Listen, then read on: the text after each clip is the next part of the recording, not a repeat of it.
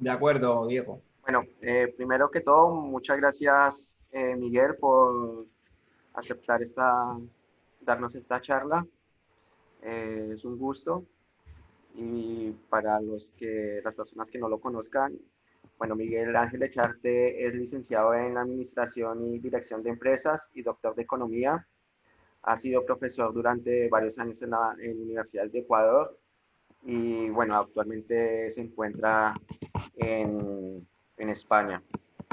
Tiene un libro que se llama La dolarización en América Latina, un análisis desde la perspectiva de la escuela austríaca, y es un tema muy importante con una visión que en mi opinión nos puede llegar a hacer entender fácil, de una manera clara, todo lo que respecta a la dolarización, qué significa, qué implica este modelo monetario en los países, sobre todo en países que sufren de alta inflación, de desajustes fiscales, etcétera. Bueno, te dejo, Miguel.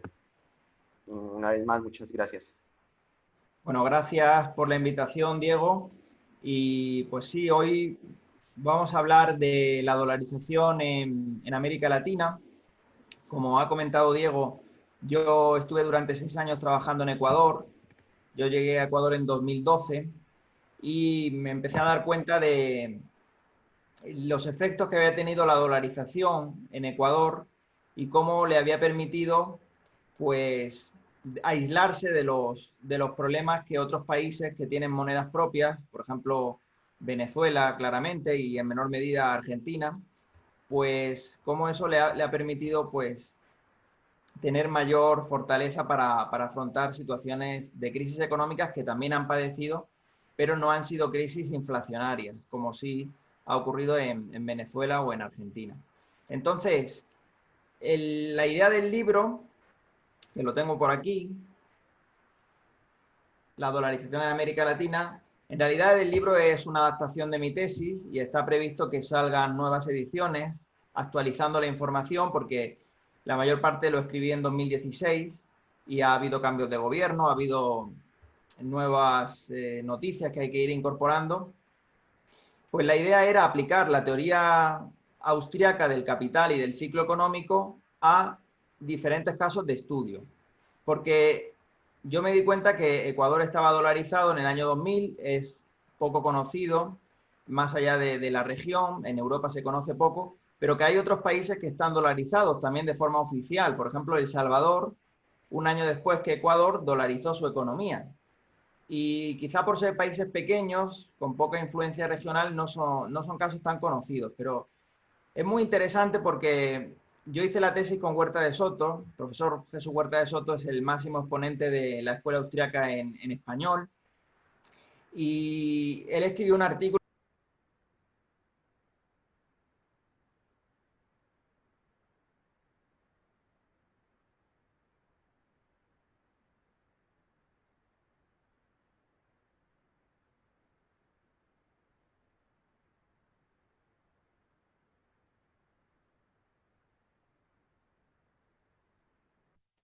Miguel,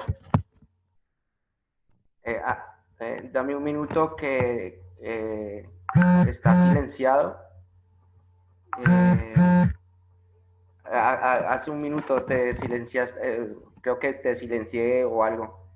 No sé si tienes la opción de quitarte el mute. ¿Se me escucha ahora? Ahora, genial, sí, perfecto.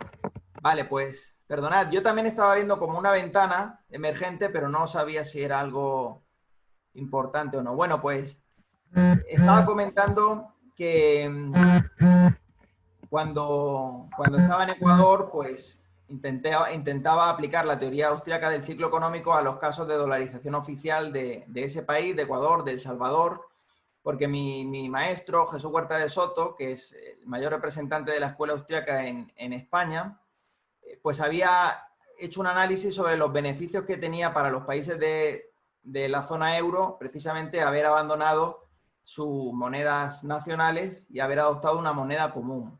Y yo quería aplicarlo, pero al caso del dólar. Y concretamente, pues, a Ecuador, a El Salvador, Luego me di cuenta de que había que ampliar el libro porque, por ejemplo, Panamá, desde su independencia de Colombia, pues utiliza el dólar. Y también me interesó mucho, como caso de estudio, la Argentina de los 90, porque no dolarizó su economía, pero sí se instauró lo que se llama una currency board, una caja de conversión, y había un tipo de cambio fijo 1 a 1 entre el peso y el dólar, y luego cómo se salió de ese esquema con el corralito, el corralón, luego el abandono de ese esquema y la especificación, el default y todo lo que fue luego la época del gobierno de los Kirchner, pues ahí se queda básicamente el libro, ¿no? Analizo alguna decisión de política económica del gobierno de Macri, pero muy por encima. Y bueno, pues la idea de la sesión de hoy es ir viendo caso por caso. Y me parece una buena idea utilizar un poco el índice del libro. Los primeros capítulos son de introducción, son una síntesis, pues citando a Mises, citando a Hayek, que son los padres intelectuales de la escuela austríaca moderna, citando a Menger, a von Baber, a Huerta de Soto, para exponer la teoría del capital y la teoría del ciclo económico. Es decir, cuál es el fundamento teórico para luego poder analizar esos casos de estudio, porque creemos con Mises que si no se tiene una teoría económica adecuada no se puede interpretar todos los datos de la realidad económica, que es inmenso, ¿no? El volumen de información que, por ejemplo, en macroeconomía tenemos que tratar. Entonces, si no tenemos una buena caja de herramientas analíticas, pues esa interpretación no va a ser la más explicativa. Pensad, por ejemplo, en la Gran Depresión del año 29, pues Keynes la achacaba al patrón oro y a los animal spirits, al comportamiento de los inversores. Luego, por ejemplo, Friedman pensaba que el problema estaba en la actuación de la Reserva Federal en los años 30, por no inyectar suficiente liquidez en la economía, no rescatar a los bancos. Y en cambio la escuela austríaca considera que el problema está en la época previa, en los años 20, los años de la política monetaria expansiva, de bajos tipos de interés, los felices años 20. Entonces es muy importante esos primeros capítulos de marco teórico, de, bueno, pues entender qué es la escuela austríaca y esos son los primeros capítulos. Luego analizo la dolarización espontánea, es decir, la dolarización en aquellos países que oficialmente no han dolarizado su economía, pero por diferentes motivos, sobre todo por el comportamiento imprudente o de los bancos centrales nacionales, pues han tenido periodos de inflación muy alta. Aquí tenemos algunos casos de referencia. Por ejemplo, la hiperinflación en Chile durante los años 70 con Salvador Allende, la inflación muy alta en la Nicaragua sandinista, la hiperinflación de Bolivia de los años 80, la hiperinflación de Perú en el primer gobierno de Alan García, pues son casos de tasas de inflación muy altas. Siempre se discute a partir de qué tasa podemos decir que hay hiperinflación, ¿no? Y ahí hay unos estudios de Phyllis Kagan, pero bueno, el porcentaje no siempre es lo más importante. Y ahí podemos ver que esos países salieron de esas hiperinflaciones sin dolarizar su economía, es decir, haciendo ajustes estructurales con un programa de shock económico muy fuerte, en el caso de Bolivia, también en el caso de Perú ya con el gobierno de Alberto Fujimori. Y entonces voy analizando esos casos de países que los agentes económicos, dado que su moneda local está muy devaluada, pues tratan de ahorrar en moneda extranjera, preferentemente el dólar, ¿no? Y evidentemente ahí entra Argentina, como es lógico, pero no lo analizo tanto en los primeros capítulos porque luego hay uno dedicado exclusivamente a este caso. También analizo el caso de Venezuela. Lo que pasa es que es de plena actualidad y muchas veces es difícil encontrar datos fiables, pero evidentemente es el país que tiene la inflación más alta del mundo y hay grupos o think tanks que están promoviendo la dolarización. Se ha generado un debate. Por ejemplo, Ricardo Hausmann está en contra de la dolarización, pero Steve Hanke está a favor. También ha habido cierto debate en Colombia, cuando su moneda local también se depreció. Y en definitiva es un tema que afecta mucho a la región. Hablo también de Costa Rica porque son ejemplos de economía bimonetaria, donde prácticamente todo lo que son compras a plazo, adquisición de inmuebles, ahorro, pues está denominado en moneda extranjera, ¿no? Aunque todavía se sigue utilizando la moneda local. Bueno, pues ahí muestro varios, en la tesis, ¿no? En el libro, yo puedo facilitarles diapositivas y todo el material. Aquí, por ejemplo, muestro de un libro que para mí fue muy importante en cuanto a entender qué es la dolarización y qué efectos genera, que es el libro de Manuel Heinz, que aquí aparece referenciado, y del cual les traigo algunos gráficos y varias citas a lo largo del trabajo, ¿no? Porque Manuel Heinz es digamos que el ideólogo de la dolarización en su país, en El Salvador. Que ahora vamos a ver que El Salvador dolariza un año después que Ecuador, pero sin estar en una crisis financiera, una crisis macroeconómica. A diferencia de Ecuador, que Ecuador tuvo una crisis muy importante, una crisis bancaria en el año 99. Y esa es la causa fundamental de que se dolarizara, aunque ya había una dolarización espontánea, pero digamos que el gobierno de Yamil Maguad, pensaba que podía solucionar un poco la situación también política con esa medida tan drástica que fue la dolarización, porque es muy difícil salirse de una dolarización. A diferencia de la caja de conversión, que Argentina se salió en 2002, salirse de la dolarización es mucho más complicado y es más ortodoxo en el sentido de que busquemos una política monetaria rígida, ¿no? Que es lo que la escuela austríaca siempre defiende, dar libertad de elección de moneda, pero intentar poner límites al poder discrecional de los bancos centrales. Y, bueno, ¿qué efectos ha tenido la dolarización espontánea? Pues yo señalo algunos, también recogiendo un poco las ideas de Manuel Heinz. En primer lugar, por ejemplo, que reduce la fuga de capitales, porque hay países como, por ejemplo, Panamá, que han tenido diferentes crisis económicas, luego las analizamos, pero nunca han tenido crisis cambiarias. Es decir, el gran problema de la región de América Latina es que la mayor parte de las crisis, más que crisis bancarias, son crisis cambiarias. Entonces, los agentes económicos buscan retirar sus depósitos de un banco, pero no para trasladarlos a otro banco, sino para cambiarlo por dólares, por moneda extranjera. Entonces, en la medida en que hay un alto grado de dolarización, pues se permite la coexistencia de las dos monedas, hay convertibilidad, no hay controles de cambios, lo que en Argentina se llama el cepo, ¿no? Pues limita, reduce esas fugas de capitales hacia otros mercados.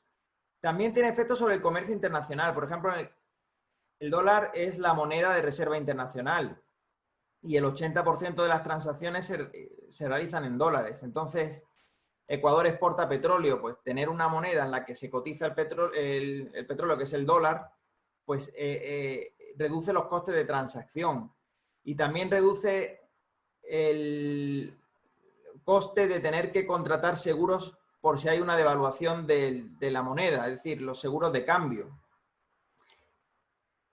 También, por otra parte, los bancos centrales en este mundo tan globalizado en el que nos encontramos, pues pierden su autonomía para fijar las tasas de interés. Es decir, al final las tasas de interés están en función de la que marca la Reserva Federal y una prima por la devaluación o la reevaluación, que no suele ocurrir, pero de las monedas locales, ¿no? Entonces, al final, el hecho de que exista convertibilidad, por ejemplo, como hay en Perú hay un tipo de cambio flexible, pero hay convertibilidad completa entre el sol, la moneda local, y el dólar. Pues eso reduce mucho el poder discrecional del Banco Central para emitir emisión inorgánica de dinero, es decir, para emitir sin respaldo, porque hay otra moneda a la cual se pueden trasladar los depósitos y las decisiones de inversión, de ahorro, etc. Y luego también creo que pongo límite al monopolio del Banco Central sobre su área de influencia, pues porque cada vez, en la medida en que desaparecen los controles de capitales, pues los flujos financieros se mueven más libremente y hay una mayor competencia en el sector bancario, en el sector financiero, pues ya no solo de las criptomonedas, sino medios de pago electrónicos. Ahora Facebook anuncia que va a lanzar una criptomoneda también. Bueno, en definitiva, los límites que tienen los bancos centrales. Hay que decir que los bancos centrales en América Latina son relativamente recientes. Es decir, la Reserva Federal se crea en el año 1913, un año antes de la Primera Guerra Mundial, y luego en Ecuador, por ejemplo, se crea el Banco Central en el año 27, con una misión norteamericana, curiosamente, que es la misión Kemmerer, y que también contribuyó a crear organismos financieros en muchos países de Centroamérica y de Sudamérica. En Argentina el Banco Central es del año 35, o sea que fijaos que es una época donde se ha producido la Gran Depresión, están todas las ideas keynesianas en boga y se ha perdido pues un poco esa referencia a la economía liberal que había predominado en el siglo XIX y primera parte del siglo XX, ¿no? Bueno, pues son bancos centrales que, como digo, no llegan ni a un siglo de existencia, ¿no? Y entonces, bueno, pues analizo en el libro también qué es eso del nacionalismo monetario, ¿no? Por ejemplo, Hayek ya había titulado un ensayo suyo de esa manera, ¿no? El nacionalismo monetario y la estabilidad internacional, en los años 30. Y luego, en los años 70, Hayek da entrada a un nuevo campo de estudio, que es, en su libro La desnacionalización del dinero, habla de la posibilidad de que los bancos privados emitan sus propios billetes y que desaparezcan las leyes de curso forzoso y, bueno, pues apuesta por la libertad monetaria. Y también se analiza en el libro. Luego hablo de la teoría de Mundell, porque Mundell fue premio Nobel de Economía, es un economista canadiense, y él habla de la Optimal Currency Areas, ¿no? La teoría de las áreas monetarias óptimas, según la cual para que un país comparta moneda con otro, en este caso para que, por ejemplo, Ecuador dolarice, era necesario que tuvieran el mismo ciclo económico que Estados Unidos, y si eso no ocurre, como sucede realmente entre la economía norteamericana y la de Ecuador, que haya movilidad de los factores, que haya facilidad para que los trabajadores se vayan de una región a otra y también los bienes de capital. Bueno, eso no ocurre y a pesar de ello la dolarización ha sido muy exitosa en Ecuador.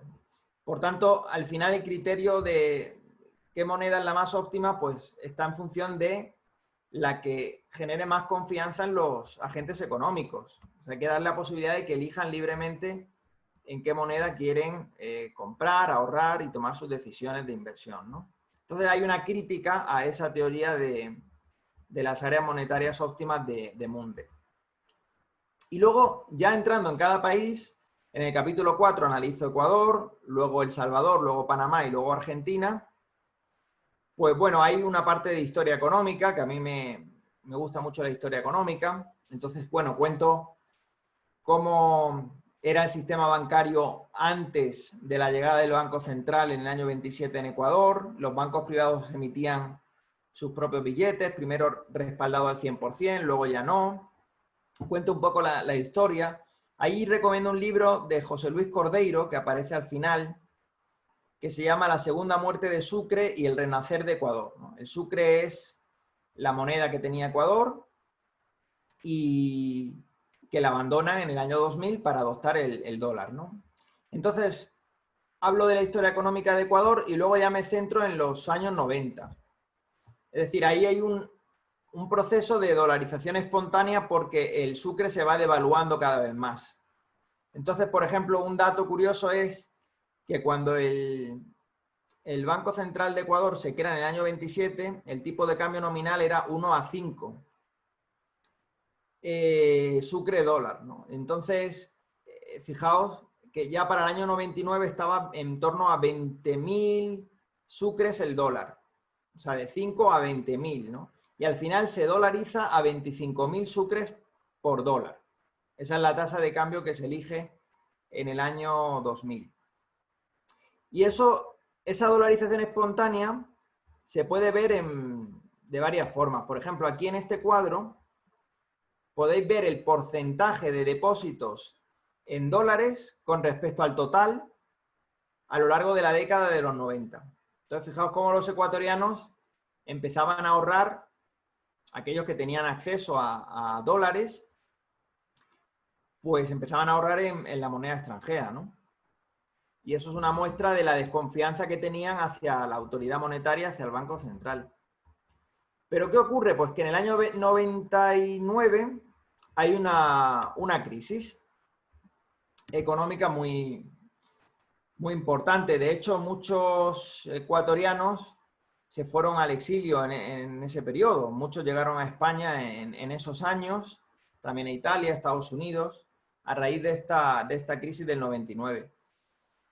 Y bueno, hay varios factores que explican la crisis. No vamos a entrar en mucho detalle, pero pensad, por ejemplo, la guerra con Perú en el 95, la guerra limítrofe, la devaluación del peso mexicano, que fue el efecto tequila en el año 94, 95. A finales de los 90 también hubo una devaluación de las monedas asiáticas en Tailandia. Pues esos son fenómenos externos, pero que también de alguna manera influyeron en toda la región. De hecho, la crisis del tequila también la afectó a Argentina. Se llegó a hablar de la posibilidad de salirse de la convertibilidad, ¿no? Al final no ocurrió más tarde, pero no en el 95, pero también le afectó a Argentina. A Argentina sobre todo le afectó mucho la devaluación de la moneda brasileña en el año 98. Entonces, bueno, factores externos, el fenómeno del Niño que inundó toda la costa ecuatoriana y gran parte de la economía estaba vinculada a la agricultura, muchos bancos habían concedido créditos a este sector y se vio realmente muy afectado por este fenómeno del Niño del 98.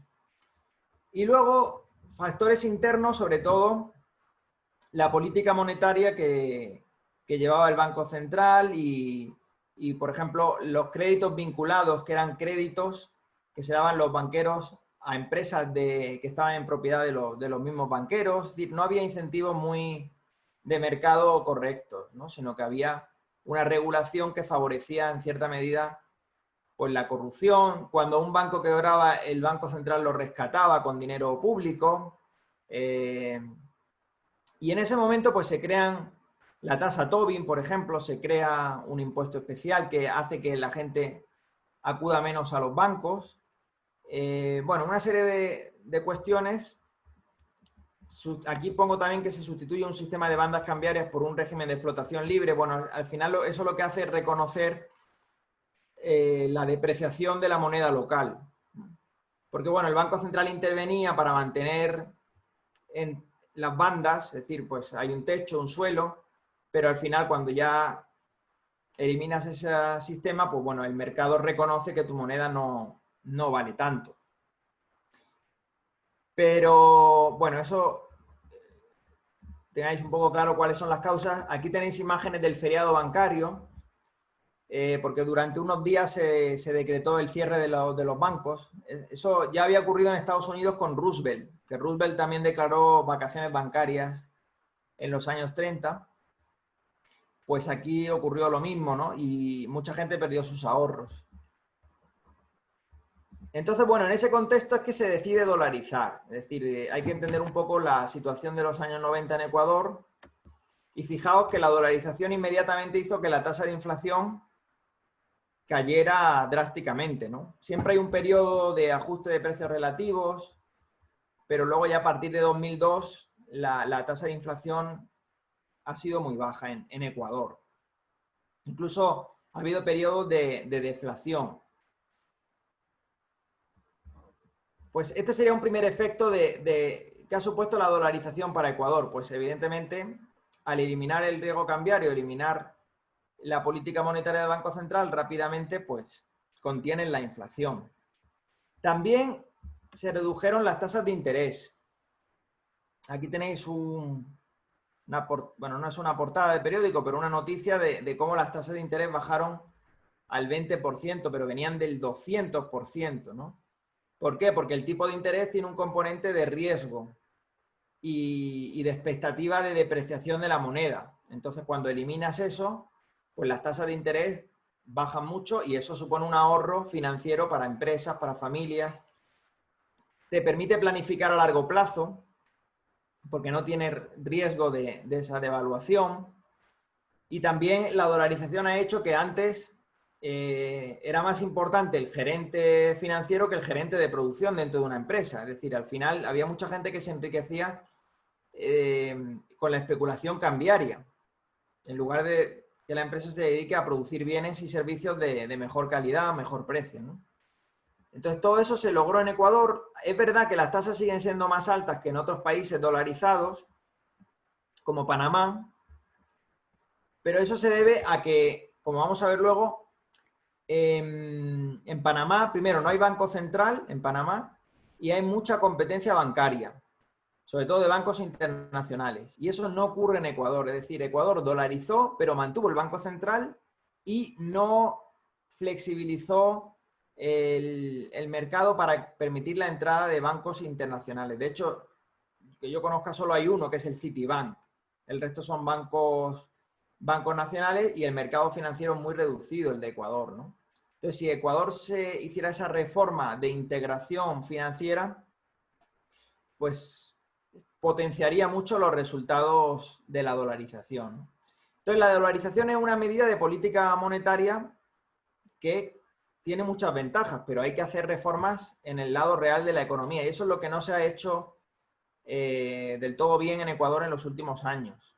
Pensar que estaba el gobierno de Rafael Correa, que tenía una política keynesiana de utilizar todos los fondos petroleros que se habían ahorrado para destinarlo a gasto corriente, gasto público.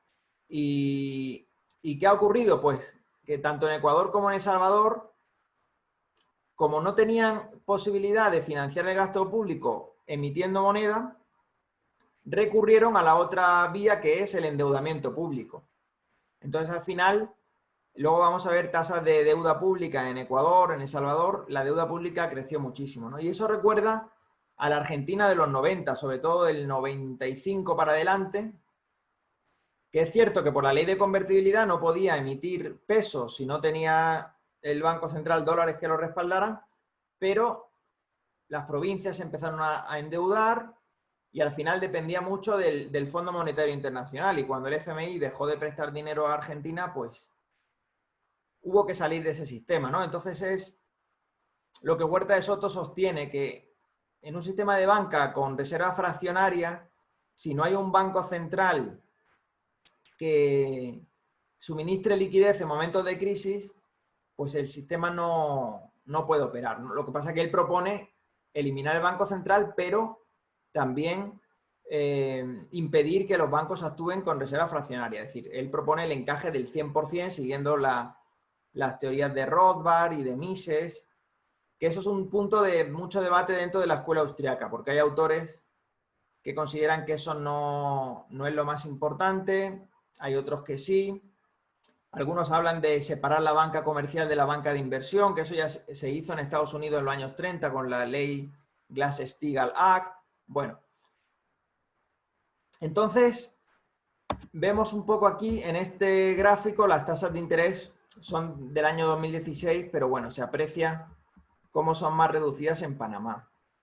Y aquí tenemos la evolución de la deuda pública en Ecuador, que hay un límite constitucional del 40% a la deuda pública. Claro, visto desde Europa parecen muy bajo, porque claro, en Europa, sobre todo en España, en Italia, tenemos tasas del 100% la deuda pública sobre el PIB, ¿no? En Italia el 130%, el país con más deuda pública es Japón, ¿no? Más del 200%, pero también hay que entender la capacidad de devolver esos compromisos, ¿no? Y estamos hablando pues de un país que todavía está en vías de desarrollo, tiene que hacer muchas reformas y bueno, pues es preocupante el aumento de la deuda, sobre todo porque en el año 2008 Correa declaró el default de los intereses de la deuda pública. Y a partir de 2008 en adelante, prácticamente Ecuador solo se financiaba con preventas de petróleo a China. Entonces dependía de un único acreedor internacional, ¿no? Y claro, te ponía tasas de interés muy altas. Entonces ese es uno de los problemas, ¿no? Otra cuestión es, hay un mito, ¿no? de que si tienes una moneda fuerte no puedes ser competitivo en el comercio internacional porque no puedes devaluar. Y devaluando consigues exportar más. Pero digo que es un mito porque si eso fuera así, pues países como Venezuela o Zimbabue, que tuvo una hiperinflación en 2008, o incluso Argentina, pues también serían líderes mundiales de exportación, ¿no?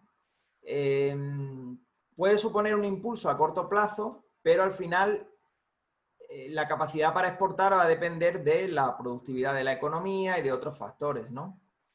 Y es cierto que Ecuador tenía déficit comercial en la balanza no petrolera, pero también indico que eso no tiene por qué ser algo negativo. Es decir, esa obsesión con la balanza por cuenta corriente, porque al final la balanza de pagos está cuadrada. Si tienes déficit en la balanza por cuenta corriente, pues tendrás superávit en la balanza de capital. Es decir, Estados Unidos tiene un gran déficit exterior, pero recibe muchas inversiones de fuera, ¿no? Entonces, bueno, cuestiono un poco esas teorías y también analizo la evolución del precio del barril del petróleo. Claro, Correa tuvo una época, ¿no? Igual que le ocurrió a Cristina de Kirchner, ¿no? Pues que la soja estaba a precios muy altos. Correa también pilló una época muy buena con los precios de petróleo casi a $100 el barril, ¿no? Y luego a partir de 2013-14 empieza a caer y ahí es cuando se ve el gran déficit fiscal que tenía Ecuador y los problemas para financiarlo.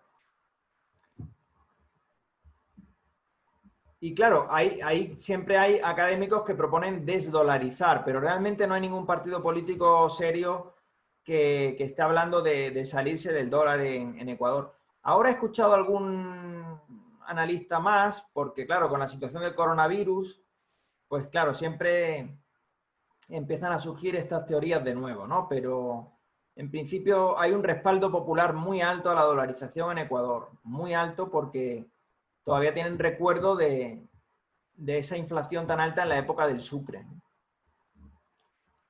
Bueno, pues vamos bien de tiempo. Yo creo que podemos hablar un poco de El Salvador. El Salvador en Centroamérica es un país muy pequeñito. También hablo de la historia monetaria de El Salvador, de cómo se crea el Banco Central, también asesorado en este caso por Inglaterra. Y bueno, básicamente comentar que antes, bueno, hubo una guerra civil en El Salvador que duró casi más de una década. Y después también comento, ellos tenían el colón. Aquí tenéis un billete de 25 colones de El Salvador y tuvieron diferentes regímenes cambiarios, pero el último antes de la dolarización era un sistema de tipo de cambio fijo entre el colón y el dólar. 8,75 colones equivalían al dólar. Bueno, en la tesis hablo mucho de la diferencia entre tipo de cambio flexible, tipo de cambio fijo. Hayek prefería los tipos de cambio fijo a los flexibles, porque decía que daban más estabilidad al comercio internacional y evitaba que los políticos pudieran devaluar la moneda, etc. Bueno, eso es más de teoría económica, pero también lo analizo. ¿Y qué ocurre aquí en El Salvador? Pues que ellos no tuvieron una crisis importante en esos años. Y de hecho el volumen de depósitos en dólares con respecto al total era muy bajo, comparado con las tasas que hemos visto en Ecuador para esa época. Entonces, ¿qué pasa? Pues que el partido en el gobierno, que era el partido Arena, pensaba que para atraer la inversión extranjera, reducir los tipos de interés, porque lo que ocurría era que había tipo de cambio fijo, pero los tipos de interés en colones eran mucho más altos que los tipos de interés en dólares. Entonces ya se percibía el mayor riesgo asociado a una moneda local como puede ser el colón, ¿no? Poco convertible, etc. Entonces se pensó que se podía reducir la tasa de interés, que eso ocurrió, eso es algo positivo de la dolarización en El Salvador, pero bueno, hay más críticos de este sistema en este país, sobre todo también porque, bueno, los resultados macroeconómicos no son tan buenos en El Salvador, pero a mi juicio se deben más a causas reales que monetarias. Es decir, dolarizar no es una panacea que convierte a un país pobre en un país rico de la noche a la mañana. Lo que te da es una estabilidad, pero hay que hacer reformas. Y El Salvador también tiene muchos problemas de falta de productividad, de inseguridad ciudadana y muchas cuestiones que podemos ver. ¿Cómo se dolariza? Pues con una ley que se llama de integración monetaria en el año 2001, que permite la coexistencia de las dos monedas, pero en la práctica todo el mundo se fue al dólar. El tipo de cambio era el mismo que había antes, o sea, el de 8,75 colones por dólar. También podemos ver aquí cómo la inflación se contuvo rápidamente. Aquí lo podemos ver. Sin embargo, recibe muy poca inversión extranjera. Aquí tenemos en Centroamérica. Y ahí es donde surge el debate, ¿no? Pues ¿a qué se debe, no? Yo creo que son factores más de tipo real. Pero bueno, luego en el turno de preguntas podemos entrar en detalle, porque estas diapositivas las preparé para mi defensa de la tesis doctoral y hay muchas diapositivas, entonces no da tiempo a verlas todas. Pero la deuda pública de El Salvador creció muchísimo, estaba en torno al 60% del PIB, que es muy alto para la región. O sea que de nuevo, ¿no? Como no se puede recurrir a emitir moneda, pues se recurre a la deuda. Aquí tenemos ingresos por remesas en El Salvador. Antes comentaba que es verdad, a priori hay poca movilidad de los factores laborales entre Centroamérica, Sudamérica y Estados Unidos, pero hay que tener en cuenta que hubo una guerra civil muy fuerte en El Salvador, ¿no? Que hubo muchísimos muertos y gran parte de la población de El Salvador se fue a Estados Unidos. Entonces envían dinero al país de origen, ¿no? Que son las remesas. ¿Quiénes están en contra de la dolarización en El Salvador? Bueno, sobre todo se opusieron las autoridades del Banco Central, lógicamente porque perdían capacidad de decisión, algunos analistas, que también comento en el libro. Lo curioso es que el partido que se opuso en su momento, que es el FMLN, el Frente Farabundo Martí para la Liberación Nacional, que era una guerrilla comunista, que cuando termina la guerra civil, acepta la democracia y se forma como partido político, aunque se oponían mucho, cuando llegaron al poder en 2009, no estuvieron una década, hasta ahora que ha ganado Bukele, 10 años con dos presidentes, no se han atrevido a salirse de la dolarización. Igual que ocurrió con Correa. Correa tiene un artículo de 2004, antes de llegar al poder, donde proponía desdolarizar en 3 pasos. Pero cuando llegó al poder no tuvo valor o no se atrevió, porque realmente desdolarizar es muy complicado.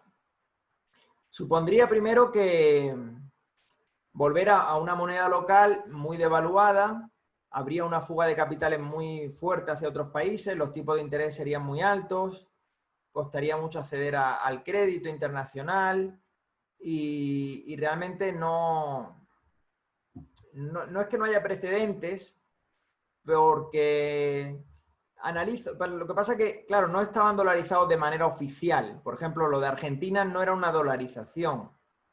Era un esquema parecido, pero no era lo mismo. Y Argentina sí se salió, ¿no? Y luego hay algún caso en Liberia, en África, pero muy puntual. Y es realmente complicado salirse de este esquema. Bueno, aquí tenemos en este gráfico de un artículo de un economista del Fondo Monetario Internacional que compara el ahorro generado por las menores tasas de interés con la dolarización, tanto para el sector privado como para el sector público,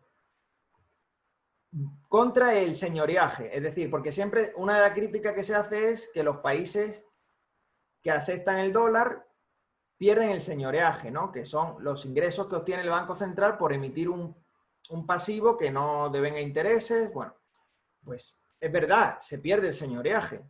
Ese es un coste de dolarizar, pero está más que compensado con el ahorro en menores tipos de interés que tiene El Salvador, ¿no? En el caso de Ecuador hubo un proyecto para compartir el señoreaje con la Reserva Federal que al final no salió adelante en Estados Unidos, pero se podría estudiar. Es decir, Estados Unidos podría compartir el señoreaje si quisiera, si hubiese promovido la dolarización en estos países. Es que eso realmente no ha ocurrido. Es decir, la dolarización en Ecuador y en El Salvador se hizo de forma autónoma, incluso con la oposición del FMI y de muchos analistas internacionales. O sea que no ha sido impuesta por Estados Unidos la dolarización en estos países, ni se comparte el señoreaje, ni nada parecido, ¿no? Entonces, bueno, esto es El Salvador. Luego Panamá. Hablo de la historia de Panamá, sobre todo vinculada al canal. En Panamá no hay banco central desde que se independiza de Colombia, porque primero intentaron construir el canal los franceses, no salió bien y llegaron los norteamericanos a cambio de apoyar a Panamá en la independencia de Colombia y financiaron el canal, ¿no? Ahí en la época de Theodore Roosevelt. Y bueno, es un canal marítimo muy importante, como el canal de Suez. Hablo de esto y de cómo había una inflación muy alta antes de la independencia, y ya en la Constitución se establece que no puede haber leyes de curso legal o forzoso. Aquí tenemos el artículo de la Constitución de 1904, que es cuando se declara independiente. Bueno, 1903 independencia, 1904 la Constitución. Y bueno, aparece el Balboa porque, bueno, el navegante Vasco Núñez de Balboa fue el primero que divisó el Mar del Sur, luego se llamaría Océano Pacífico, al final era de Extremadura, de España, pero se afincó en Panamá. Y la moneda de Balboa es equivalente a la moneda de dólar, es decir, un Balboa es equivalente a un dólar. Pero no hay billetes de Balboa, todos los billetes son de dólares, ¿no? Pero hay libertad monetaria, es decir, se puede ahorrar en euros, se puede abrir un depósito en otra moneda. Pero por esos vínculos históricos con el canal, pues el dólar es la moneda prioritaria en el país, ¿no? Pero desde su independencia, es decir, no es algo que se haya, como ha ocurrido en Ecuador o El Salvador, que fue una decisión concreta por diferentes motivos, sino que prácticamente va asociado al nacimiento del país, ¿no? Pues las tasas de inflación son muy bajas en Panamá. Cuando ha habido una crisis no se ha devaluado porque no se ha podido, sino que ha habido una deflación interna, es decir, ha habido un ajuste de precios. Unos precios han bajado, otros no. Y eso es mejor que una devaluación, ¿no? Y bueno, pues ha habido varias crisis. La crisis del petróleo de los años 70 le afectó a Panamá porque importa petróleo. Luego también incluso fue invadida por Estados Unidos. En las Navidades del año 89,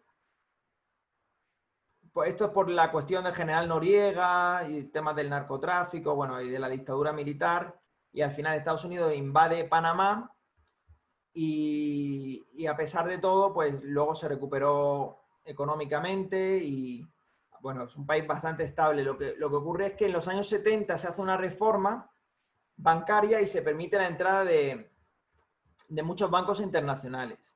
Entonces, ¿la idea cuál es? Pues que no hay banco central, pero los bancos privados, si hay una crisis de liquidez, las casas matrices de los bancos internacionales dan liquidez al sistema bancario panameño. Y entonces, bueno, pues la oferta monetaria y la demanda pues se ajusta de mejor forma que si hubiera un banco central, ¿no?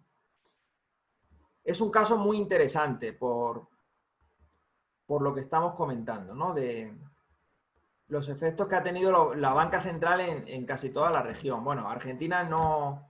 Supongo que la mayoría de los que me escuchan son de Argentina, ¿no?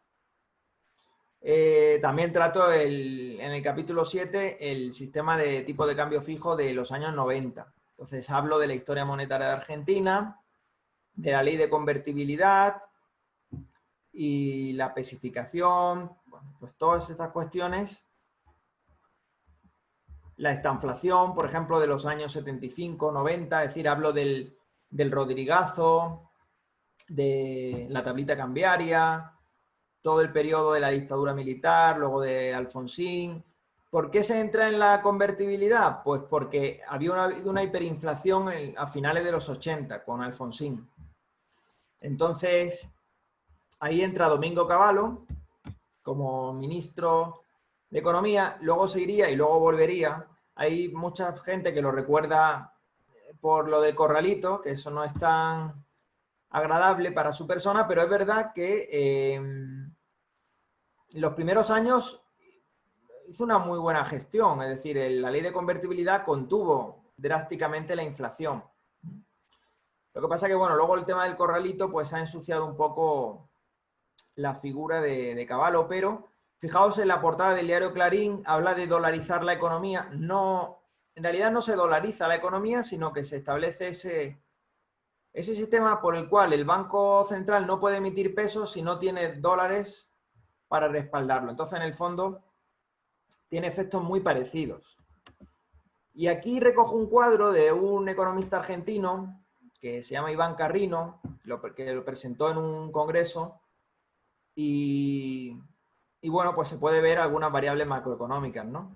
La inflación, fijaos, del 171 en el año 91 al 24% en solo un año, ¿no?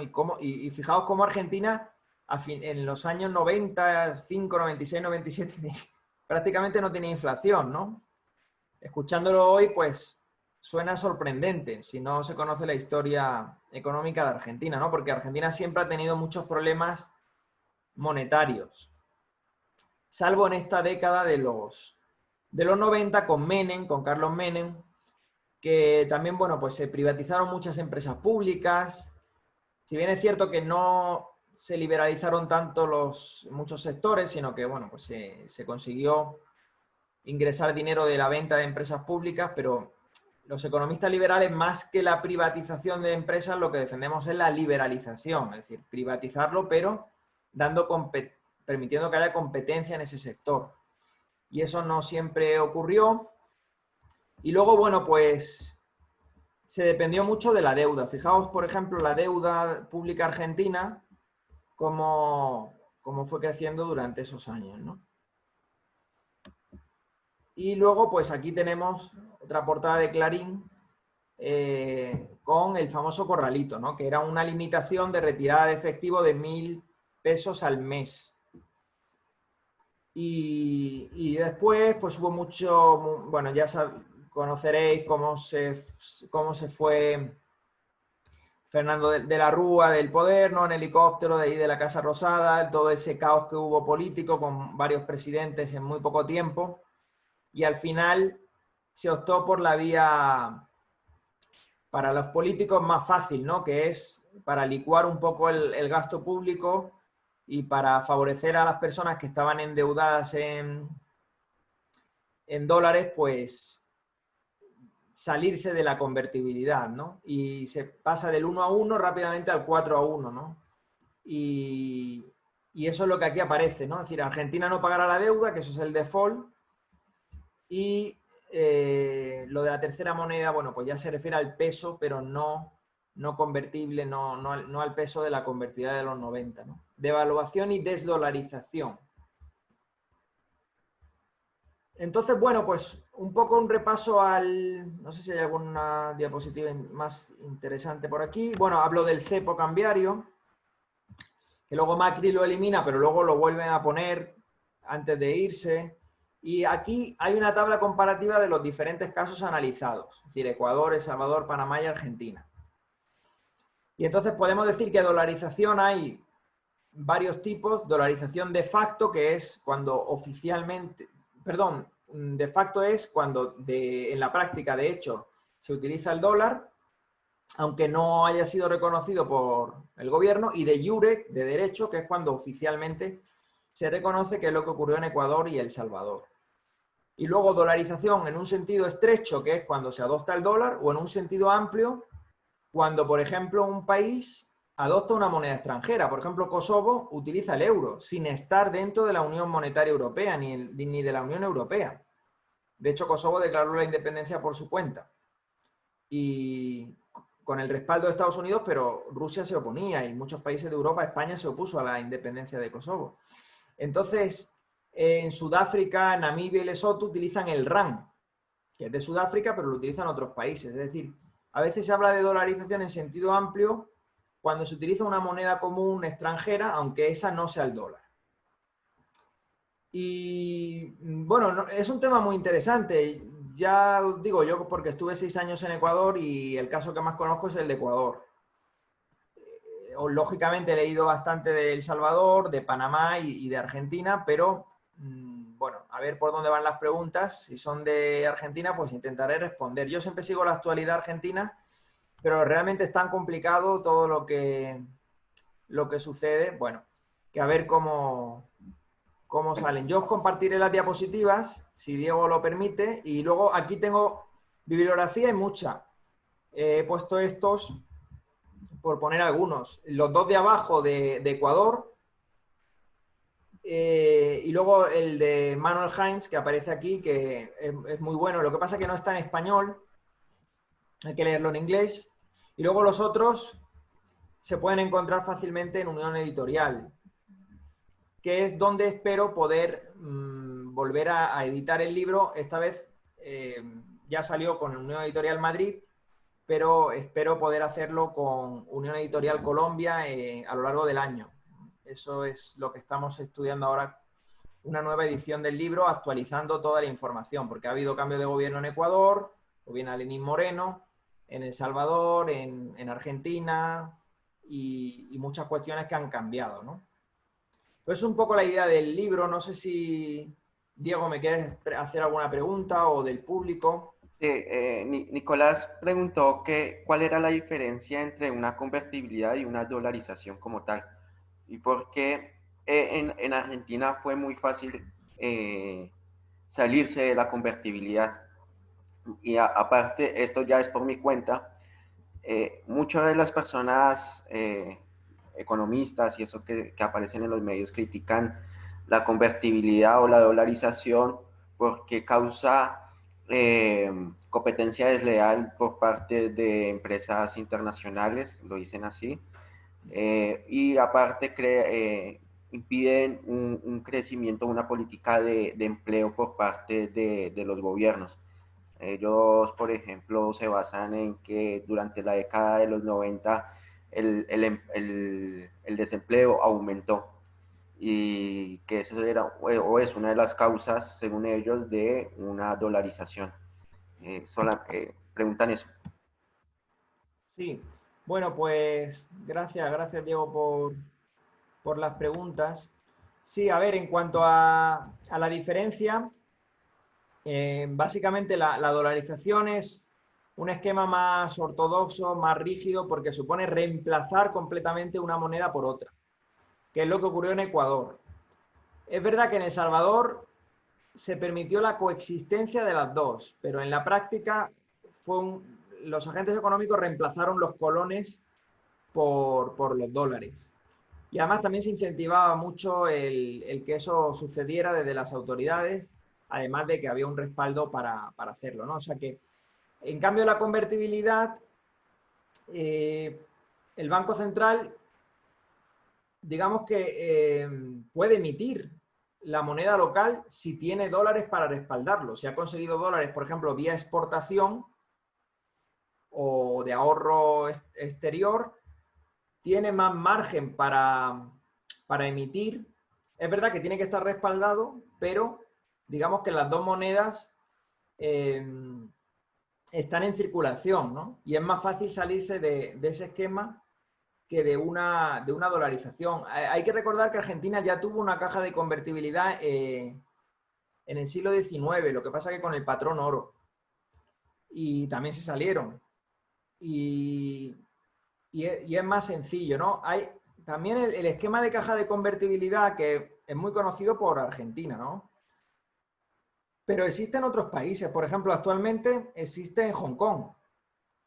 Ya veremos, porque sabéis que China está avanzando sobre la autonomía y la libertad de Hong Kong en muchos sentidos, y Hong Kong fue una colonia británica que la entregaron en el 97, pero a cambio de que respetaran cierta autonomía, y cada vez hay menos, pero ellos tienen una caja de conversión también. Y en muchos países se pusieron de moda, ¿no? Sobre todo antiguas colonias de Gran Bretaña, de ultramar, etcétera, ¿no? Entonces, bueno, es más sencillo, efectivamente, y aquí podéis ver dentro de las variables que sí, que siempre se comenta, y yo lo señalo en la tesis, porque siempre se comenta que el desempleo fue uno de los más afectados, ¿no? De las magnitudes que más se vieron perjudicadas por este esquema. Bueno, hay datos que están aquí, que son ciertos, ¿no? Bueno, también hay que tener en cuenta qué se entiende por desempleo, qué no se entiende, pero hay que entender una cosa, que hay autores, por ejemplo, yo cito a Kachanowski, si no recuerdo mal, que sostienen que el problema no fue tanto la convertibilidad, sino el tipo de cambio que se eligió, porque era un tipo de cambio que sobrevaloraba mucho al peso, el famoso 1 a 1. Entonces, si tú sobrevaloras a tu moneda, eso va a tener efectos sobre las importaciones, sobre el comercio exterior. Y ahí es donde puede entrar en juego un poco esto que me señalas del desempleo, ¿no? Porque supongo que se refiere a la facilidad para importar bienes del exterior y que eso puede haber afectado a los índices de empleo nacional. Hay más factores seguramente, pero muchas veces se confunde en la crítica al esquema con el tipo de cambio al que se entra. Por ejemplo, en Ecuador, mucha gente critica la dolarización, pero en realidad, cuando les preguntas y llegan al detalle, lo que están en contra es del tipo de cambio tan alto que se eligió para dolarizar. Se dolarizó a 25.000 sucres por dólar.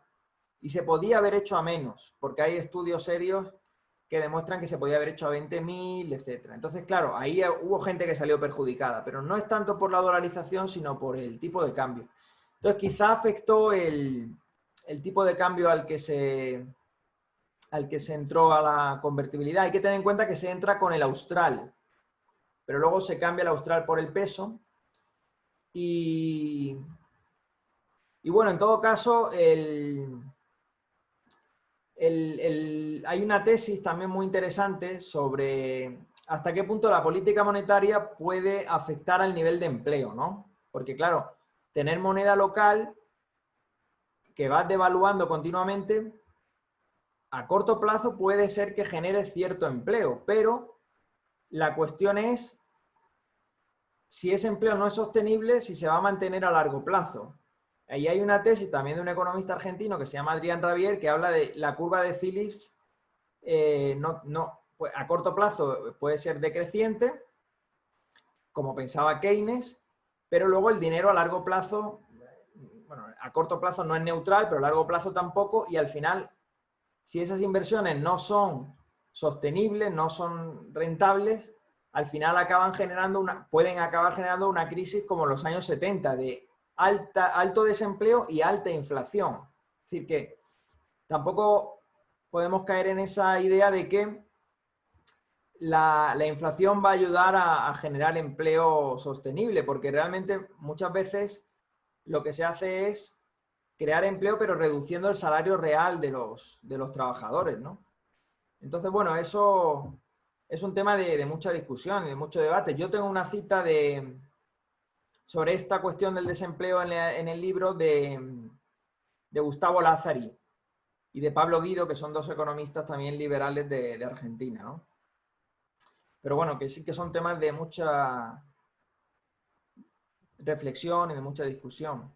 Bueno, Laura, que es la que preguntó también, Sí, ¿qué significa tener competencia de monedas? bueno, pues la competencia de monedas, antes hacía referencia al famoso libro de Hayek, que de alguna manera abre el debate. En los años 70, porque claro, las teorías más conocidas son la de Keynes, que proponía que el Banco Central tuviera discrecionalidad, tuviera autonomía para tomar decisiones de tipos de interés, de cantidad de dinero que emitiese, etcétera. La de Friedman, que dice, no, no podemos dar discrecionalidad al Banco Central, vamos a poner unas reglas de política monetaria. Y luego Hayek saca esta teoría en los años 70 de competencia de monedas. Pero hay que decir que ya eso ha existido antes.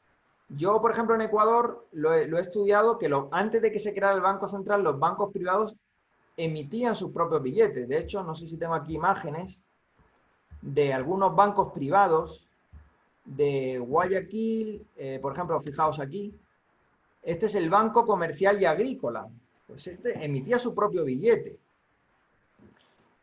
antes de que se creara el Banco Central, que luego ya centraliza la emisión y monopoliza la emisión, ¿no?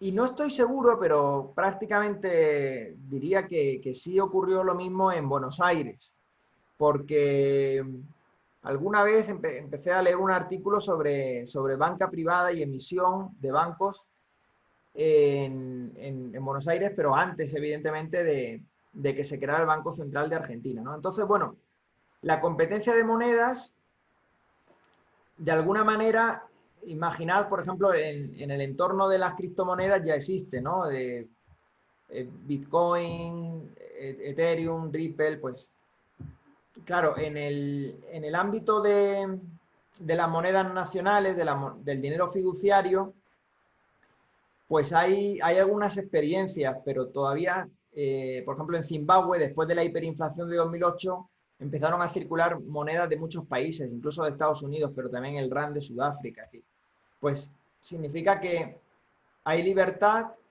de elección de moneda, no hay una ley de curso forzoso que obligue a los agentes económicos a pagar en una determinada moneda, ¿no? Sino que los contratos laborales se podrían pactar en diferentes monedas, según acordasen los agentes económicos.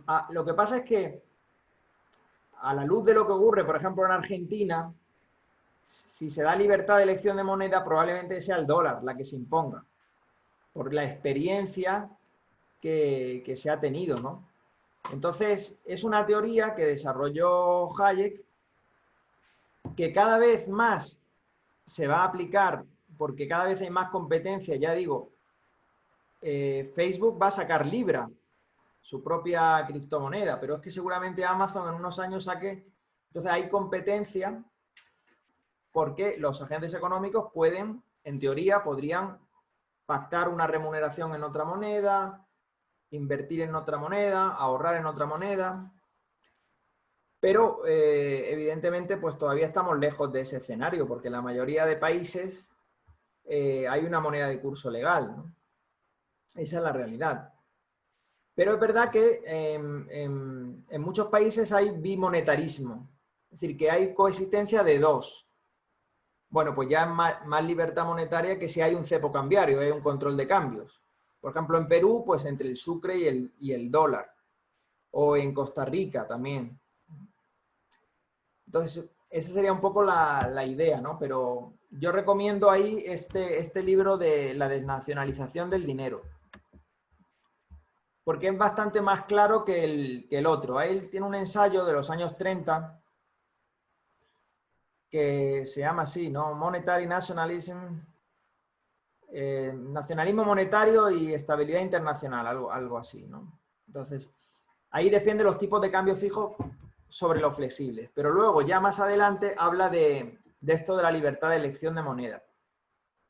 Y entonces, yo en el libro tengo un cuadro, pero que aquí no lo tengo, donde voy poniendo las etapas de cuál sería el peor sistema financiero de acuerdo a la escuela austríaca y cuál sería el mejor. Y en el mejor sería eso, ¿no? Desaparición del Banco Central, coeficiente de caja del 100%, que ahí hay un debate, pero bueno, yo de momento me mantengo en el 100%, o banca Simon, que también se llama, o separación de banca de inversión y comercial, y luego libertad de elección de moneda. Y dentro de esa libertad de elección de moneda, bueno, pues un ejemplo sería Panamá. Lo que pasa es que luego en la práctica, pues esa libertad de elección de moneda se va a materializar en una moneda, porque es más por el efecto red, porque el dinero tiene un efecto red. Cuantas más personas utilicemos una moneda, tiende a implantarse de forma espontánea, natural. Entonces, no sabría cómo sería un escenario de 100 monedas compitiendo, ¿no? Habría que imaginárselo, ¿no? Pero al final acabarían siendo unas pocas las preferidas, ¿no? Las que mejor conserven el valor, las que tengan mayor respaldo. Y bueno, pues ahí es interesante las criptomonedas, ¿no? Porque son descentralizadas, de código abierto, no hay un monopolio que lo controle, ¿no? Sino que son unos algoritmos. Aunque ya hay gobiernos que están creando su propia criptomoneda, ¿no? El primero fue Venezuela con el Petro, pero claro, eso no genera confianza porque supuestamente está respaldado en las reservas naturales del país, de petróleo, de oro, etcétera, pero ya sabemos la situación que hay allí. Pero hay otros países que se lo están planteando. Suecia, por ejemplo, se está planteando sacar la e-krona, la criptomoneda estatal, ¿no? Entonces, en principio para dar más competencia, pero bueno, siempre que se gestione por parte del Estado, pues es un poco sospechoso, ¿no? O yo al menos lo pienso así. En Ecuador, Correa sacó el dinero electrónico y lo gestionaba el Banco Central. Y mucha gente pensó que eso era un paso hacia la desdolarización y no lo vieron bien. Otros pensaron que era más competencia, ¿no? De moneda, competencia de moneda, pero el problema no es que haya, si hay competencia está bien, aunque sea del Estado, pero el problema está en que había un riesgo de que el Banco Central pagara a funcionarios del Estado con ese dinero electrónico porque no tenía tantos recursos y era una forma de pagar compromisos con dinero devaluado, al fin y al cabo, ¿no? Entonces, no sé si respondo exactamente, porque en el caso de Argentina, pues, como siempre ha habido estos controles. Yo cuando fui, creo que, si no recuerdo mal, fue en 2014-2015, existía el cepo. Entonces iba por la calle Florida y ahí entraba a un local y me cambiaban a un tipo de cambio que era mejor que el oficial y siempre era un problema, ¿no? Y luego eso se eliminó, pero ya sabemos que se vuelve siempre a los mismos errores, ¿no? En ese sentido, ¿no? De no permitir la competencia sana de moneda. Entonces es un poco la idea. Bueno, Miguel, no creo que tenga más preguntas. No me escribieron en el chat. Una vez más quiero agradecerte. La verdad, muy buena la charla. Igual va a estar publicada. Y para lo que nos escuche, la verdad es que, como le decía antes a Miguel, recomiendo mucho su libro, es muy bueno. Entonces acá lo tengo, que está. Lo podéis encontrar en Amazon, está en Amazon. Y si todo va bien, Dios mediante, Unión Editorial Colombia lo podría distribuir por toda América Latina, pero todavía no está en imprenta. Una nueva edición, o sea que si veis las dos, pues ir a la segunda porque estará un poco más actualizada, pero la base es la misma. Entonces yo te agradezco mucho, Diego, que me hayas invitado y si puedes compartirle las diapositivas o mi correo, por si hay más dudas, responder con más con más tiempo, con más calma. Genial. Bueno, muchas gracias a los que participaron y muchas gracias, Miguel. La verdad, muy, muy, muy buena. Nada, a ti, Diego. Pues Chao. nada, encantado. Chao. Hasta la próxima. Gracias.